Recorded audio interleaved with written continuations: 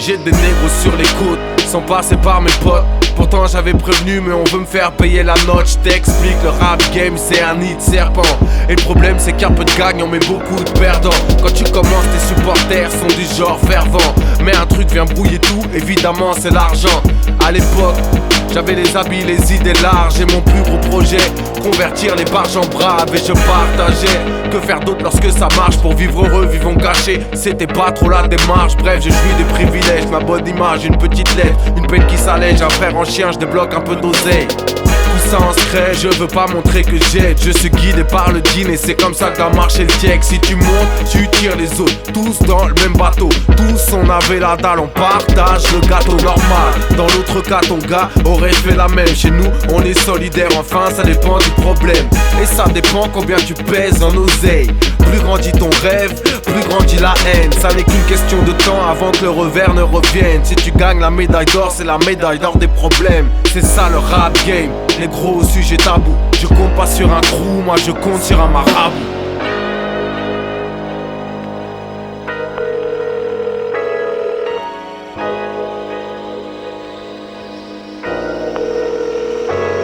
J'avais rendu un service, mais les frères ont du vice. Ils utilisent ton service pour te faire des sévices. Voulaient me faire des services volés depuis Yannick Noah. Car les négros croient que tu dois être noyé dans le genre A. Ça laisse des coups de fil de plus en plus pesants. Du genre faut rappeler tout de suite, c'est tout le temps urgent. Tu sens que tes arbitres, quelque chose se prépare vite. Ça sent trop le slarvie qui dans une embrouille t'invite. Prennent des prétextes bidons, te prennent pour un con. Des frères font les comptes, visent ton compte. Les traites m'avaient serré la main, le lendemain voulaient me la serrer. D'une lame acérée dans mon sang, voulaient me laisser macérer. Et les taux n'a fait que se resserrer. Jamais tu te dirais que des frères oseraient. Je te raconte la suite en direct du terre-terre, ouais en direct du traître. C'était l'époque où ma femme était enceinte.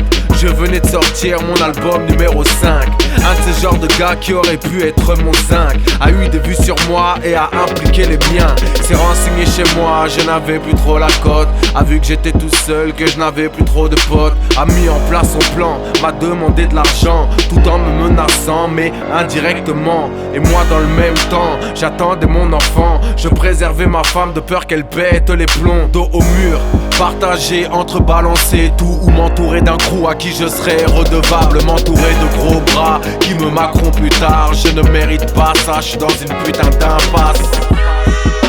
Ma fille vient de naître, je gère les coups de fil, on me fait un coup de traite. L'infirmière monte dans la chambre, me dit quelqu'un vous attend. Je me dis c'est pas possible, pas ici, pas maintenant.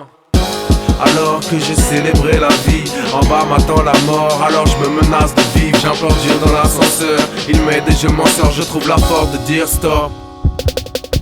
Et si je dois être honnête, voilà pourquoi j'arrête. Je ne céderai jamais, je crois trop en Dieu pour craindre un homme.